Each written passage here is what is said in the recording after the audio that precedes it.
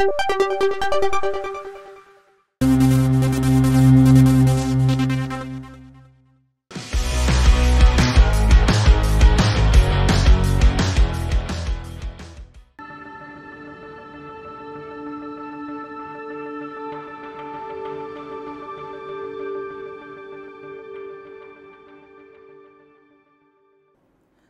আমার প্রিয় ছাত্রছাত্রীরা, ছায়া স্মার্ট ক্লাসে তোমাদের সকলকে স্বাগত জানাই। আজকে আমরা আলোচনা করব দ্বাদশ শ্রেণীর প্রথম অধ্যায় অর্থাৎ পদার্থের কঠিন অবস্থা চ্যাপ্টারটির অন্তর্গত কেলাসের ত্রুটি এই টপিকটি নিয়ে। এই টপিকটি সম্পর্কে বিশদে জানতে তোমরা অবশ্যই ফলো করো ছায়া রসায়ন এবং ছায়া রসায়ন শিক্ষক বই দুটি। তাহলে চলো শুরু করা যাক। দেখো, নন স্টয়চিওমেট্রিক ত্রুটিটা ঠিক কী জিনিস এটা আমরা আগের ক্লাসে একটু আলোচনা করেছিলাম। সেখানে বলেছিলাম যে কোনো একটি কেলাসে যদি এমন একটি বিন্দু ঘটিত ত্রুটি তৈরি হয় যার ফলে কেলাসে মোট ক্যাটায়ন এবং অ্যানায়ন সংখ্যার অনুপাত কেলাসের ওই যৌগটির রাসায়নিক সংকেত নির্দেশিত ক্যাটায়ন এবং অ্যানায়নের সংখ্যার অনুপাতের থেকে ভিন্ন হবে, তাহলে সেই যে ত্রুটি তৈরি হলো সেই ত্রুটিটিকে বলা হবে নন স্টয়চিওমেট্রিক ত্রুটি। অর্থাৎ এই ত্রুটিতে কেলাসের স্টয়চিওমেট্রিক রেশিওর পরিবর্তন হয়ে যাবে, তাই জন্য এই ত্রুটিকে বলা হয় নন স্টয়চিওমেট্রিক ত্রুটি।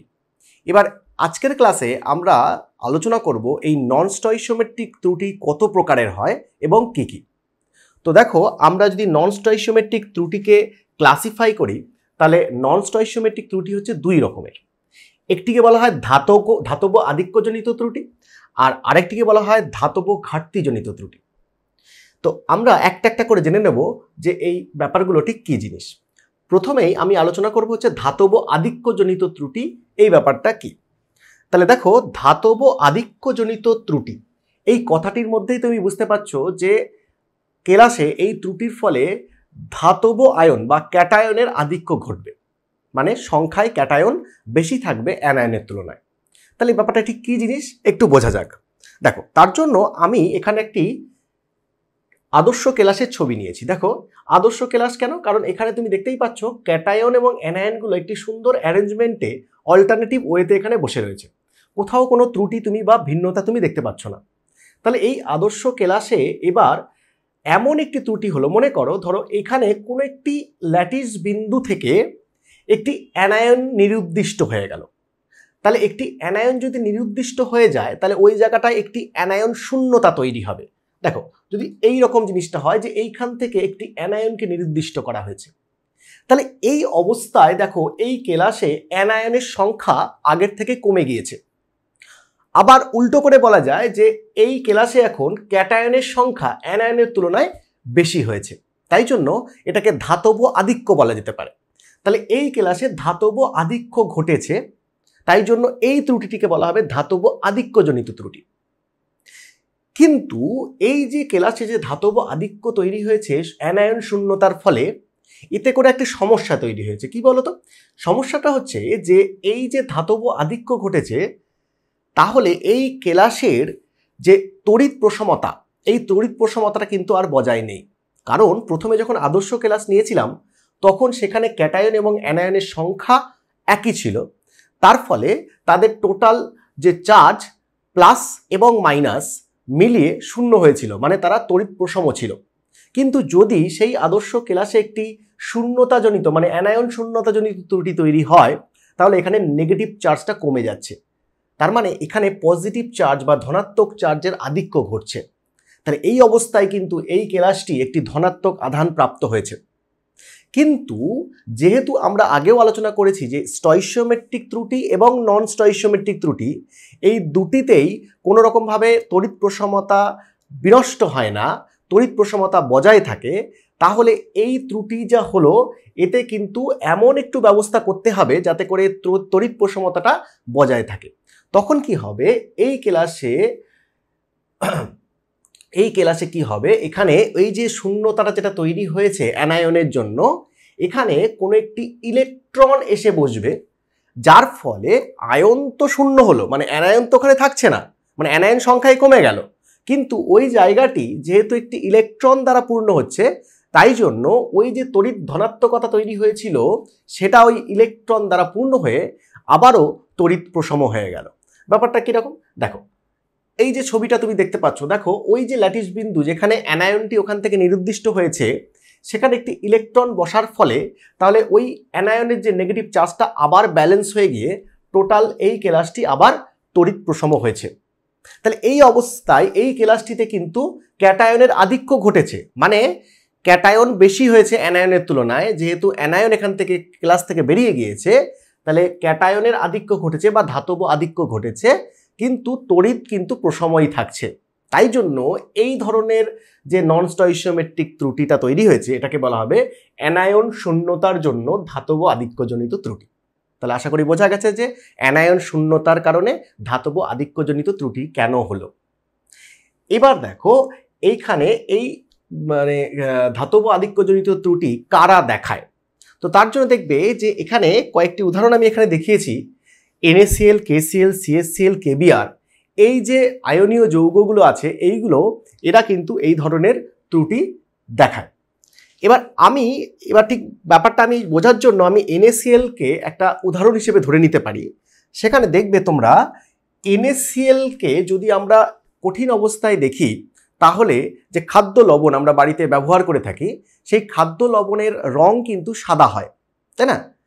কিন্তু যদি দেখা যায় যে ওর মধ্যে দিয়ে কোনো সোডিয়াম বাষ্প চালনা করা হয়, মানে খাদ্য লবণ যে সোডিয়াম ক্লোরাইড তার উপর দিয়ে যদি সোডিয়াম বাষ্প চালনা করা হয়, তাহলে দেখা যাবে ওই সোডিয়াম ক্লোরাইডের বর্ণ হলুদ হয়ে যায়। এখন এই যে বর্ণ পরিবর্তন হয়ে যাচ্ছে সোডিয়াম বাষ্প চালনা করার ফলে সাদা থেকে হলুদ হয়ে যাচ্ছে, এটা কেন হচ্ছে যদি তোমাকে জিজ্ঞাসা করা হয়, তাহলে তার উত্তরটা এই নন স্টয়চিওমেট্রিক ডিফেক্ট দিয়েই বলতে হবে, বা শূন্যতাজনিত কারণে যে ধাতব আধিক্যজনিত ত্রুটি হয়েছে সেটা দিয়েই ব্যাখ্যা করতে হবে। তো এটা বোঝার জন্য দেখো আমি একটা ছবি আঁকছি। যে ধরো মনে করো যে এইগুলো মনে করো ক্যাটায়ন এবং অ্যানায়নকে দেখানো হচ্ছে।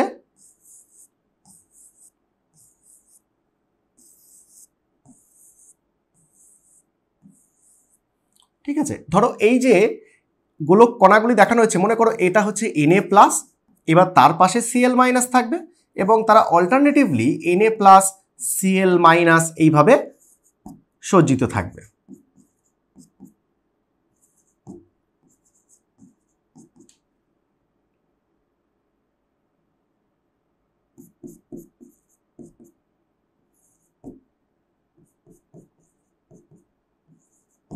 এই তাহলে এটি একটি দেখো NaCl এর একটি কেলাসের চিত্র দেখানো হয়েছে, যেখানে সোডিয়াম এবং ক্লোরাইড আয়নগুলো তারা একটা বাদে একটা মানে অল্টারনেটিভ ওয়েতে সুন্দরভাবে অ্যারেঞ্জ রয়েছে। এবার এই অবস্থায় এই সোডিয়াম ক্লোরাইডের বর্ণ হচ্ছে সাদা, কিন্তু বলা হচ্ছে যদি এই কেলাসের মধ্যে সোডিয়াম বাষ্প চালনা করা হয়, মানে এটার মধ্যে আমি যদি সোডিয়াম বাষ্প চালনা করা হয় তাহলে দেখা যাবে যে এর বর্ণটা হলুদ হয়ে যাবে বলছে। তাহলে কি করে হয় ব্যাপারটা বোঝা যায়। কি হয়, যখন এই কেলাসের মধ্যে আমি সোডিয়াম বাষ্প চালনা করব তখন এই সোডিয়ামটা কি করে প্রথমে তার একটা ইলেকট্রন ত্যাগ করে ও সোডিয়াম প্লাস আয়ন তৈরি করবে। এবার এই যে সোডিয়াম প্লাস আয়নটা তৈরি হলো, এই সোডিয়াম প্লাস আয়নটা কি করবে, এই কেলাসের মধ্যস্থ যে কোনো একটি ক্লোরাইড আয়নকে আকর্ষিত করে ও জুড়ে গিয়ে sodium plus plus chloride ion জুড়ে গিয়ে সেখানে NaCl যৌগ তৈরি করবে। এখন এই যে Cl- আকর্ষিত করে এখানে সোডিয়াম প্লাস প্লাস Cl- তৈরি হলো। এবার এই জায়গাটা তাহলে কি হলো, এখানে ক্লোরাইড আয়ন শূন্যতা তৈরি করলো এবং ক্লোরাইড আয়ন কেলাস থেকে বেরিয়ে গেল। এবার এই অবস্থায় ক্লোরাইড আয়ন মানে অ্যানায়নের সংখ্যা ক্যাটায়নের তুলনায় কমে গেল, তার মানে এখানে ক্যাটায়ন অ্যানায়নের সংখ্যার থেকে বেশি হলো, অর্থাৎ ধাতব আধিক্য ঘটলো। কিন্তু এতে করে দেখা গেল কি, এই যেটা বলছিলাম যে এই কেলাসে কিন্তু তড়িৎ প্রশমতা কিন্তু বিনষ্ট হচ্ছে এইভাবে। তো যেহেতু তড়িৎ প্রশমতা বজায় রাখতে হবে, তখন কি হবে, এই যে ইলেকট্রনটা তুমি দেখতে পাচ্ছ যেটা সোডিয়াম থেকে তৈরি হয়েছে, এই ইলেকট্রনটা এবার ওই যে ফাঁকা জায়গাটা আছে ওই জায়গাটায় গিয়ে বসবে। ফলে ওই যে ইলেকট্রনটা যখন ওই জায়গাটা গিয়ে বসবে তাহলে সেই তড়িৎ প্রশমতাটা আবারও সেখানে মেনটেন্ড হয়ে গেল, কিন্তু অ্যানায়ন ওখান থেকে বেরিয়ে যাওয়ার ফলে ধাতব আধিক্য তৈরি হলো। এবার এই যে ত্রুটিটা তৈরি হলো, এখানে একটি ত্রুটি তৈরি হলো যেটাকে আমরা বলতে পারি অ্যানায়ন শূন্যতার জন্য ধাতব আধিক্যজনিত ত্রুটি। তার একটি উদাহরণ আমরা এখানে দেখালাম। এবার এই বর্ণ পরিবর্তন হওয়ার ব্যাপারটা কি? বর্ণ পরিবর্তন হওয়ার ব্যাপারটা হচ্ছে এই যে ঘটনাটা ঘটলো, মানে ক্লোরাইডটা কেলাস থেকে বেরিয়ে গেল এবং তার পরিবর্তে তার জায়গায় একটা ইলেকট্রন এলো, এই পুরো প্রসেসের জন্য একটি শক্তির প্রয়োজন হয়। এই শক্তিটা সে কোথা থেকে পাবে? যখন এটি আলোর প্রেজেন্সে করা হবে তখন আলোক রশ্মির কিছু অংশ এই ঘটনার জন্য তারা শোষণ করবে। তাহলে কিছু অংশ যদি আলোক রশ্মি থেকে শোষণ করে নেয় এরা, বাকি আলোক রশ্মির যে অংশটুকু সেটা তারা ছেড়ে দেবে। এবার এই বাকি যে অংশটুকু তারা ছেড়ে দেবে সেটি আমাদের চোখে এসে যখন পড়বে, এবার এই বাকি অংশের যে বর্ণ সেটা হলুদ হয় বলেই আমরা এই বর্ণটাকে এই কেলাসের বর্ণ আমরা হলুদ দেখি। তাহলে এই যে পুরো প্রসেসের জন্য কিছু আলোর কিছু অংশ শোষিত হচ্ছে এবং বাকি অংশ ছেড়ে দেওয়ার ফলে আমরা বাকি অংশের যে বর্ণ মানে হলুদ বর্ণ সেটা আমরা দেখতে পাচ্ছি বলেই এই কেলাসের বর্ণ আমরা হলুদ দেখতে পাচ্ছি। এবার এই বর্ণের জন্য তাহলে এই ইলেকট্রনটা দায়ী, তাই জন্য এই ইলেকট্রনকে বলা হয় কালার সেন্টার বা এফ সেন্টার। কালার সেন্টার বা এফ সেন্টার। এখানে এফ সেন্টারের এফ কথাটি এসছে জার্মান শব্দ ফার্বে থেকে। এই ফার্বে কথার অর্থ হচ্ছে কালার বা বর্ণ, তাই জন্য এফ সেন্টারকে বাংলায় আমরা বর্ণ সেন্টার বা বর্ণকেন্দ্র বলতে পারি বা কালার সেন্টার বলতে পারি। তাহলে এই ইলেকট্রনটাকে কালার সেন্টার বলা হবে। এই ঘটনার কারণে আমরা যখনই সোডিয়াম ক্লোরাইডের সাদা রঙের সোডিয়াম ক্লোরাইডের মধ্যে সোডিয়াম বাষ্প চালনা করব তখন এই নন স্টয়চিওমেট্রিক ত্রুটি তৈরি হওয়ার কারণে আমরা কেলাসের বর্ণ কিন্তু হলুদ দেখতে পাবো। তাহলে এটা হচ্ছে উদাহরণ একটি নন স্টয়চিওমেট্রিক ত্রুটির। এবার আমরা এর পরে আরেকটি ঘটনা দেখব যেখানে আমরা ধাতব আধিক্যজনিত ত্রুটিই দেখব, কিন্তু সেখানে অ্যানায়ন শূন্যতার জন্য নয়, সেখানে হবে ইন্টারস্টিশিয়াল স্থানে ক্যাটায়নের উপস্থিতির জন্য। মানে ধাতব আধিক্যজনিত ত্রুটিই হবে, কিন্তু ইন্টারস্টিশিয়াল স্থানে ক্যাটায়নের উপস্থিতির জন্য ধাতব আধিক্যজনিত ত্রুটি হবে। তাহলে এটা কি একটু দেখে নেওয়া যায়। দেখো, আগের মতো আমরা আবারও এখানে একটি আদর্শ কেলাসকে দেখাচ্ছি। সেখানে তুমি দেখতে পাচ্ছ ক্যাটায়ন এবং অ্যানায়নগুলো একটি অল্টারনেটিভ ওয়েতে সুসজ্জিত আছে। এবার কি হবে, এখানে কোনো অ্যানায়ন এখান থেকে তার ল্যাটিস পয়েন্ট থেকে সে নিরুদ্দিষ্ট হবে না, বরং বাইরে থেকে কোনো একটি ক্যাটায়ন এই যে অন্তঃস্থান বা ইন্টারস্টিশিয়াল পজিশন সেখানে এসে বসবে। তাহলে কেমন হচ্ছে দেখো, ধরো মনে করো এইরকম একটা ছবি হয়েছে, মানে এখানে একটি যে ইন্টারস্টিশিয়াল পজিশন ছিল সেই ইন্টারস্টিশিয়াল পজিশনে কোনো একটি ক্যাটায়ন এসে বসলো। ফলে অবভিয়াসলি যেটা হলো সেটা হচ্ছে এই কেলাসে ক্যাটায়নের সংখ্যা অ্যানায়নের থেকে বেড়ে গেল। তাহলে এখানে একটা ধাতব আধিক্যজনিত ত্রুটি হলো। কিন্তু এই ধাতব আধিক্যজনিত ত্রুটিটা কিভাবে হলো? এখানে হলো সেটা হচ্ছে ইন্টারস্টিশিয়াল স্থানে ক্যাটায়নের উপস্থিতির জন্য। তাই জন্য এই ত্রুটিটিকে বলা হবে ইন্টারস্টিশিয়াল স্থানে ক্যাটায়নের উপস্থিতির জন্য ধাতব আধিক্যজনিত ত্রুটি। এবার দেখো, সে একই সমস্যা আবারও তৈরি হবে এখানে। এই ক্যাটায়নটি ইন্টারস্টিশিয়াল পজিশনে আসার ফলে এই কেলাসের তড়িৎ প্রশমতা কিন্তু বিনষ্ট হচ্ছে। কিন্তু যেহেতু আমরা জানি যে নন স্টয়চিওমেট্রিক ডিফেক্টে তড়িৎ প্রশমতা বজায় থাকে, তাহলে এখানে তড়িৎ প্রশমতা বজায় থাকার জন্য যে ঘটনাটা এখানেও হবে সেটা হচ্ছে কোনো একটি ইন্টারস্টিশিয়াল পজিশনে একটি ইলেকট্রন এসে বসবে। মানে ব্যাপারটা দেখো, এখানে দেখো এই একটি ইন্টারস্টিশিয়াল পজিশন, সেখানে একটি ইলেকট্রন এসে বসেছে। তাহলে এই পজিটিভ চার্জ বা ক্যাটায়নের বসার দরুন ধনাত্মক চার্জটা যতটা ঠিক বেড়ে গিয়েছিল, এই ইলেকট্রনটা বসার ফলে আবার সেটা প্রশমিত হয়ে গেল। তাহলে এই অবস্থায় এই কেলাসে টোটাল চার্জ শূন্য হলো, মানে তড়িৎ প্রশম হলো। এখন এই অবস্থায় এই কেলাসে যে ত্রুটি আমরা দেখতে পেলাম এটাকে বলা হবে ইন্টারস্টিশিয়াল স্থানে ক্যাটায়নের উপস্থিতির জন্য ধাতব আধিক্যজনিত ত্রুটি। ঠিক আছে, তাহলে এবার এই যে ত্রুটিটা, এই ত্রুটিটা আমরা কাদের ক্ষেত্রে দেখতে পাই? দেখো, তার উদাহরণ হিসেবে আমরা জিঙ্ক অক্সাইডকে বেছে নিতে পারি। বলা হচ্ছে জিঙ্ক অক্সাইডকে যদি তুমি উত্তপ্ত করো তাহলে এর বর্ণ সাদা থেকে হলুদ হয়ে যায়। তোমরা জানো জিঙ্ক অক্সাইডের যে বর্ণ ঠান্ডা অবস্থায় বা রুম টেম্পারেচারে তার বর্ণ হচ্ছে সাদা। এবার জিঙ্ক অক্সাইডকে যদি আমরা একটু উত্তপ্ত করি তাহলে দেখবে তার বর্ণ আস্তে আস্তে হলুদ হয়ে যায়। এখন প্রশ্ন হচ্ছে এই জিঙ্ক অক্সাইডকে উত্তপ্ত করলে বর্ণ হলুদ হয়ে যায় কেন? দেখো, তার জন্য আমরা একটি কেমিক্যাল রিয়াকশন লিখতে পারি, যেটা হলো যে যদি জিঙ্ক অক্সাইড একে যদি উত্তপ্ত করা হয় তাহলে জিঙ্ক অক্সাইড ভেঙে গিয়ে জিঙ্ক 2+ প্লাস হাফ O2 আর তার সঙ্গে দুটো ইলেকট্রন ত্যাগ করে। তাহলে দেখো জিঙ্ক অক্সাইড এদিকটার কোনো চার্জ নেই, তাহলে ডান দিকেও চার্জ থাকবে না। কি করে না, এদিকে জিঙ্ক 2+ প্লাস 2 ইলেকট্রন, মানে এদিকটাও আনচার্জড হয়ে গেল, তাহলে দুই দিকটা ব্যালেন্স হয়ে গেল। তাহলে জিঙ্ক অক্সাইডকে যদি আমরা উত্তপ্ত করি তাহলে এই রকম একটি কেমিক্যাল রিয়াকশন বা রাসায়নিক সমীকরণ তৈরি হয়। আচ্ছা, এখন এই যে কেমিক্যাল রিয়াকশন যেটা তৈরি হলো, এতে দেখো তুমি এই অক্সিজেন মলিকিউলটা বেরিয়ে যাওয়ার ফলে, এই উত্তপ্ত করার ফলে জিঙ্ক 2+ উৎপন্ন হলো, তার সঙ্গে দুটো ইলেকট্রন তৈরি হলো। এবার কি হবে, ওই যে কেলাসটি যেটা একটি আদর্শ কেলাস, সেই আদর্শ কেলাসে এই জিঙ্ক 2+টা যেটা তৈরি হলো উত্তপ্ত করার ফলে, এটি ওই কেলাসের কোনো একটি ইন্টারস্টিশিয়াল পজিশনে গিয়ে বসে যাবে। তাহলে এই জিঙ্ক 2+ কেলাসের যদি ইন্টারস্টিশিয়াল পজিশনে গিয়ে বসে পড়ে তাহলে ধাতব আধিক্য ঘটবে, এবং এই ধাতব আধিক্যর জন্য যে ধনাত্মক চার্জ দুটো তৈরি হবে তাকে নিউট্রাল করার জন্য আরেকটি কোনো ইন্টারস্টিশিয়াল পজিশনে এই দুটো ইলেকট্রন বসে যাবে। ফলে এই কেলাসে একটি ধাতব আধিক্যজনিত ত্রুটি তৈরি হবে, কিন্তু কেলাসটি তড়িৎ প্রশম থাকবে। এবার এই একই রকমভাবে এখানে এই ঘটনাটার জন্য কিছু আলোকরশ্মি শোষিত হবে, বাকিটা ছেড়ে দেবে, যেটা ছেড়ে দেবে সেটার বর্ণ হলুদ হয় বলেই আমরা জিঙ্ক অক্সাইডকে হলুদ বর্ণ হিসেবে দেখতে পাই।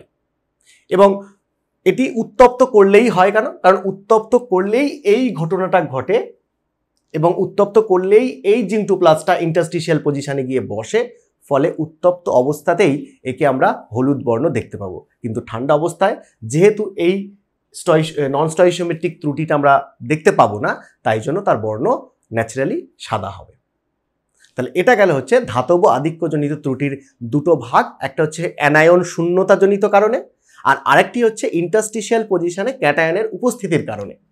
দুভাবে আমরা ধাতব আধিক্যজনিত ত্রুটি দেখতে পাই, আমরা তার উদাহরণ দিয়ে বোঝালাম। এইবার দেখো, এরপরে আমরা আরেকটি যে ভাগ নন স্টয়সিওমেট্রিক ত্রুটি, সেটা হচ্ছে ধাতব ঘাটতিজনিত ত্রুটি। এই ধাতব ঘাটতিজনিত ত্রুটিটা কি সেটা আমাকে বুঝতে হবে। দেখো, কথার মধ্যেই তুমি বুঝতে পারছো যে ধাতব ঘাটতি মানে কি, যে এই ত্রুটির ফলে কেলাসে ধাতব ক্যাটায়নের সংখ্যা কমে যাবে, মানে ঘাটতি হবে। এবার এই ঘাটতিটা কি করে হতে পারে? দেখো, আমরা লিখেছি যে দেখো ক্যাটায়ন শূন্যতার জন্য ধাতব ঘাটতিজনিত ত্রুটি। দেখো, ক্যাটায়ন শূন্যতার জন্য মানে ক্যাটায়ন যদি নির্দিষ্ট হয় তার জন্য কিভাবে ধাতব ঘাটতিজনিত ত্রুটি হতে পারে। তো সেটা বোঝার জন্য দেখো, এখানে আমি আবারও এখানে একটি আদর্শ কেলাসকে দেখিয়েছি যেখানে সুন্দরভাবে ক্যাটায়ন এবং অ্যানায়নগুলো সুসজ্জিত আছে। এবার কোনো একটি ল্যাটিস বিন্দু থেকে যদি একটি ক্যাটায়ন নিরুদ্দিষ্ট হয়, মানে তুমি দেখতে পাচ্ছ এই যে ল্যাটিস বিন্দু, এই ল্যাটিস বিন্দু থেকে ক্যাটায়নটি নিরুদ্দিষ্ট হয়ে গেল। এবার এই নিরুদ্দিষ্ট হলে কি হবে? এই কেলাসে ক্যাটায়নের সংখ্যা অ্যানায়নের তুলনায় কমে গেল, ফলে ক্যাটায়নের সংখ্যা এবং অ্যানায়নের সংখ্যার যে অনুপাত সেটা আদর্শ কেলাসের রেসপেক্টে সেটা কিন্তু পরিবর্তিত হয়ে গেল। তাই জন্য এটাকে কি বলা হবে? নন স্টয়সিওমেট্রিক ত্রুটি। এবার এই নন স্টয়সিওমেট্রিক ত্রুটিতে যেহেতু ক্যাটায়ন কমে গিয়েছে অ্যানায়নের তুলনায়, তাই জন্য এটাকে বলা হবে ধাতব ক্যাটায়ন মানে ধাতব আয়ন ঘাটতিজনিত ত্রুটি। তাহলে ধাতব আয়ন ঘাটতিজনিত ত্রুটিটা কিভাবে হলো? ক্যাটায়ন শূন্যতার জন্য ধাতব ঘাটতিজনিত ত্রুটি। এবার এর ফলে কি হবে? এর ফলে যেটা হবে, সেখানে দেখো এখানে অ্যানায়নটা কিন্তু ক্যাটায়নের থেকে বেশি হয়ে গিয়েছে। তাহলে এই যে কেলাসটি, এই কেলাসটা কিন্তু তড়িৎ ঋণাত্মক হয়ে গিয়েছে, মানে বা ঋণাত্মক চার্জ যুক্ত হয়ে গিয়েছে। তাহলে ঋণাত্মক চার্জ যুক্ত যদি হয়ে যায় তাহলে এটাকে তো প্রশম করতেই হবে। তাহলে এটাকে প্রশম কি করে হবে? দেখো আগের মতো কিন্তু আমরা আর এখানে ইলেকট্রন বসাতে পারবো না, কারণ এক্ষেত্রে কিন্তু অ্যানায়ন এক্সেস আছে, মানে নেগেটিভ চার্জটা বেশি আছে। তাহলে আরও যদি আমি ইলেকট্রন বসাই তাহলে আরও নেগেটিভ হয়ে যাবে, তাহলে তো তড়িৎ প্রশম কোনোভাবেই হবে না। তাহলে তড়িৎ প্রশম করতে গেলে কি করতে হবে? এখানে পজিটিভটাকে বাড়াতে হবে। তো পজিটিভ কি করে বাড়াবো? এখানে যেটা হয় সেটা হচ্ছে যে এখানে কোনো একটি ধনাত্মক আয়ন মানে ধাতব আয়ন, সে কি করবে? সে নিজের জারণ সংখ্যাটা বাড়িয়ে নেবে, মানে সে অক্সিডাইজ হবে। তার মানে নিম্ন জারণ স্তর থেকে সে উচ্চ জারণ স্তরে চলে যাবে। ফলে কি হবে? তাহলে জারণ সংখ্যা যদি বেড়ে যায় তাহলে পজিটিভ চার্জ সেটাও বেড়ে যাবে। ফলে এই যে যতটা পজিটিভ চার্জ ঘাটতি হয়েছে এই শূন্যতার ফলে, ওই অক্সিডেশন বা জারণ হওয়ার ফলে সেই পজিটিভ চার্জটা আবার কি হয়ে যাবে? সেখানে মেনটেন হয়ে যাবে এবং সেখানে পুরো কেলাসের যে তড়িৎ প্রশমতা সেই প্রশমতাটা আবার ফিরে আসবে। সেটা কিভাবে হবে সেটা দেখো এখানে ছবিতে দেখানো হয়েছে যে এইখানে যে প্লাস চার্জটা ছিল, +1 চার্জটা ছিল, সেটা একটা ঘর উপরে চলে গিয়েছে, মানে তার জারণ স্তরটা একটা বাড়িয়ে দিয়ে 2+ করেছে। তাতে কি হলো? এখানে যে প্লাস আয়নটা এখানে ছিল সেটা নির্দিষ্ট হয়ে একটা প্লাস কমে গিয়েছিল। এবার জারিত হয়ে ও আরেকটি প্লাস আবার বাড়িয়ে নিল, ফলে এই পুরো কেলাসে আবার তড়িৎ প্রশমতা ফিরে পেল। তাহলে এই অবস্থায় কিন্তু এই কেলাসটি তড়িৎ প্রশম হলো, কিন্তু এখানে ধাতব আয়নের সংখ্যা কমে গেল, মানে ধাতব ঘাটতিজনিত ত্রুটি তৈরি হলো। তাহলে এটি হলো একটি ধাতব ঘাটতিজনিত ত্রুটি। এবার এই ধরনের ত্রুটি কাদের ক্ষেত্রে আমরা দেখতে পাবো? এই ধরনের ত্রুটি আমরা সেই সমস্ত যৌগের ক্ষেত্রে দেখতে পাবো যেখানে ধাতুগুলো একাধিক জারণ স্তর দেখাতে সক্ষম। তাহলে দেখো যদি আমরা NaCl এর ক্ষেত্রে কল্পনা করি ব্যাপারটা, NaCl এর সোডিয়াম কিন্তু একটি জারণ স্তর দেখায়, সেটা হচ্ছে +1। তাহলে এর কিন্তু আবার অক্সিডাইজ বা জারিত করা সম্ভব না, মানে সোডিয়ামের +2 এই চার্জটা তৈরি করা সম্ভব না। তাহলে এইরকম ক্ষেত্রে সোডিয়াম ক্লোরাইড কিন্তু এই ধরনের ত্রুটি দেখাতে পারবে না। এই ধরনের ত্রুটি কারা দেখাবে? যাদের একাধিক জারণ স্তর দেখাতে পারে আর কি। তাহলে তার জন্য এক্সাম্পল আমরা দেখাচ্ছি FeO।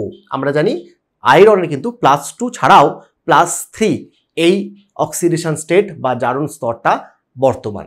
তাহলে আয়রন কিন্তু একাধিক জারণ স্তর দেখাতে সক্ষম, তাই জন্য আয়রনের যৌগ অর্থাৎ FeO এই ধরনের ত্রুটি দেখাতে সক্ষম এবং FeOতে এই ধাতব ঘাটতিজনিত ত্রুটি তৈরি হয়। তাহলে এখানে আমরা আলোচনা করলাম ধাতব ঘাটতিজনিত ত্রুটি এবং ধাতব আধিক্যজনিত ত্রুটি, অর্থাৎ পুরো নন স্টয়সিওমেট্রিক ত্রুটি কয় প্রকার এবং কি তার বিস্তারিত একটা আলোচনা আমরা করলাম। তাহলে আজকে এ পর্যন্তই। রসায়নের আরও নতুন নতুন ভিডিও পেতে তোমরা ছায়া প্রকাশনের ইউটিউব চ্যানেলটিকে সাবস্ক্রাইব করো। ভিডিও ভালো লেগে থাকলে লাইক এবং শেয়ার করো। আর ভিডিও সংক্রান্ত নতুন নতুন আপডেট পেতে তোমরা বেল আইকনটিকে ক্লিক করো। Thank you.